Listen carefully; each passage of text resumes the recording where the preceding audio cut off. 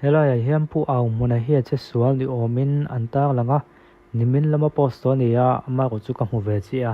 kan han chiao chiang de hlaka nga pu au mona chu son veng kong chuka accident lo maya a king khang ro aso tliaka sio chip lama doctor tha panin a chowang wanga lotling taka zai zo ani adam tha zel theinan itong trai pu yangu te ni ya pu au mona hi facebook lama active veteran em awangin ama facebook profile a ga wakala chuta chuan chip chiao zo kin thu le hla alo om thei ang ngo kalu sual kan lut non le lok ange ole te khana profile kan oma helai hian chip chiao zo kin ma hian da ka khaliam ta khana lo update ta kan han chiak lo kange kolusi pa an om lai zong in christmas mang tu kan sio chip an pan thuina tuna sio chip pa an om ta chenga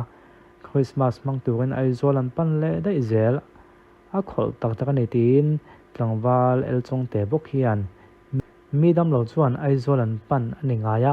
ani dam lo ve chuan aizol atangin siok chi pa pan le tlat bik an ni chung ko hi chu ka khathiam thelo tin a mel khriat zong a khil dakani nia december ni sumthum pa khazana kanun an scooterin kan tlupal lo maya ka king khang ro thliaka aizol ani o aizola englova soi ki thil tak tak ania siok chip dam doina zai kha ka du tlat siani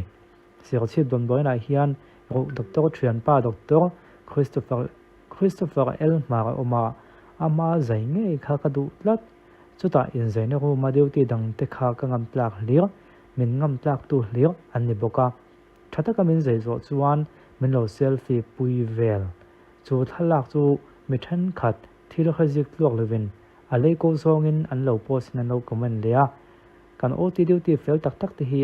anin thla hun pha ti tia a zero tak tak ka khiat line kha kan lanon le ngat asin le relax people relax o hi ka tum lo da win ka thu post a hian in idea dang kan ne tun lai chuanin film thu tho te hi a tim om to khop maya mi pui hi kan thil hi kan lavung ma khop maya mo khoi anga mani khanin mi pakhatin film thuin thira a post ve chu an han chip zui na sa khop maya o hi ning ka khia hi kan ram cha kan lo lok nge ma wange pasal zo na hi tuana kha kinu khitte si mi kha ka feru tu ka min ka lam don ka theng hel film thu ti tak film thu na chang ani film thu na chang ti kha lang renga ma ko comment a hianin atak tak ke mo ti a film thu ni ti kha thiam lo ama nge emoni hial ti kha kon tam khop maya pu ang huna thil post nen khanen relate deuh hlekin ka khia chan chu me na thil kan post suwa hi tum lo deuh hian mi pui hian lovung thei ti kha he ngai thalok ang o engang mi nge pasala ni ti kha kaban isia chon thil thalok ka pe don che sa pasala ne youtube channel siam ama chan ni tak tak em poka khelo khi chu original video hi en tu ko mang hi ngo o original video hi en tu ko om ka ring plat ngle khole hey voina ke en khan he tiang chan hi ke ka khe fu mi lo an phelo hlom lo tu kha ka en tha pe do bok ne na kon ti ni a o ne kha dik the do kha ko ngo ka va zong ngat tiang o som de zon hu thei rong lo ma le chu ti sa pasal na ya youtube channel siam ti te kha chu tun lai thil thleng hey in film ama soi dak tak chu ni ka ring chi lo wa ama soi dak tak pon ne se film thu ni ti kha lang reng ama se comment a khianin film thu ni ti kha thiam map lo khan tam khop maya chu ava en mai thedom male ho ka ti khana chang lovin ka khia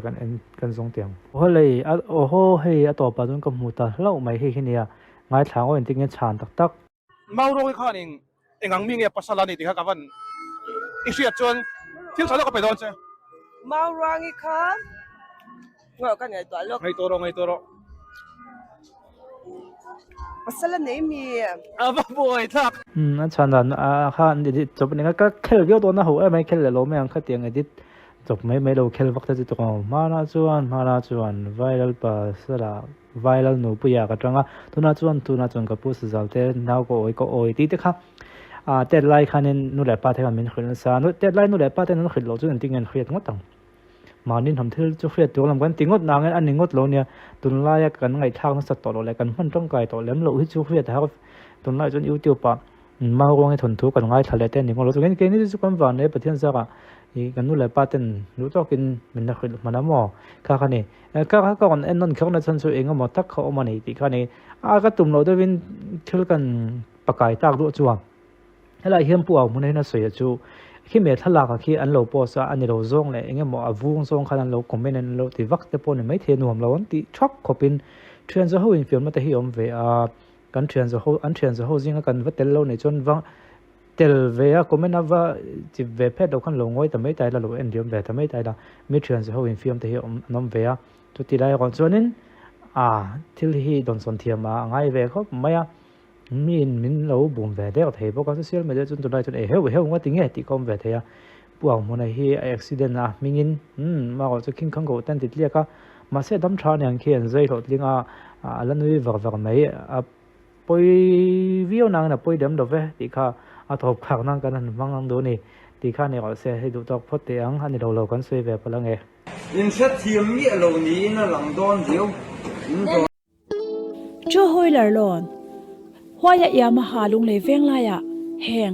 ลุงเลยนาเทียลลงใจเรเสียหาดิสทริกต์ที่เฮียนดาวน์เพย์เมนต์เต็มเตสีอินโลนอุลซัมเตอินอภิชวักจาร์เรยามาหาปัจนิเซสต็อกกันเนชาขบวนตันปออันสุโมคาวน์เตอร์กันทุนสักเทโบเกโฟนนัมเบอร์700-510-7014มอนสเตอร์ที่ส่วนที่ดูบีกันน้ำทรีน่ะดูบีดามพอเห็นมอยขบไหมวีโฟร์เล่ตินเอ็มทีอาปอมบกะกันมองเห็นกันเห็นทั่วกะดูตานจนบุกวังเจนี่รอเดินตรอมเตนันเราติดสักโดนเจ้าโฟนนัมเบอร์ยันนั่นตากลันหินเบ็ดเชียงเทงะข้างดิสทริกต์สวยเตะอินเทรนด์ที่โปรฟิลดักกูคนไล่จนรอเดินออลซัมแต่กินที่เลยซงเทตัวเนี่ยมอกี้สปีดมาจากก็มอยขบไหมที่ขันยังเอาเสียมีออนไลน์ช็อปติดส่วนอินตานทุลมไม่กันรุนเทนตาสกินแอนาลิเซอร์วุ้นเช็คอัพนักโคลกันจะเทงตารูปไหมเทรนนิ่งชัวร์ครับเซอร์ติฟิเคตในทับกันนี่กันรินทลักเลยบอกกันนี่เฮโคลยันกันตักซาเลกันวุ้นหาร์สัตนะซงแต่อุลุกเลฟียทักินมิรอนชิลฟียเวกเทียกันกุมเลกันวุ้นอินมิเลมติเตเลกันไม่ดุกชันเตเลกันไม่บอลชันเองกิมไม่มิรอนชียตีร์เวกบอกกันนี่ดินเฮโคลยันกันโปรดักต์มันตัวเพ่งอินมินชียตีระเฮงนัดนะกันตักซากันเวชันกันวุ้นหาร์สัตนะกันเนชันเตฟียทักินมินชียตีร์ไทยบอกกันนี่ดินกันดูโปรดักต์กันมังกวาลากันตักซาเลกันวุ้นไซติฟิกเราชีนะจู่วางส่วนเฮโคลเมียยันอินเช็คอัพฮีอัจฉริยะไม่ยันนี่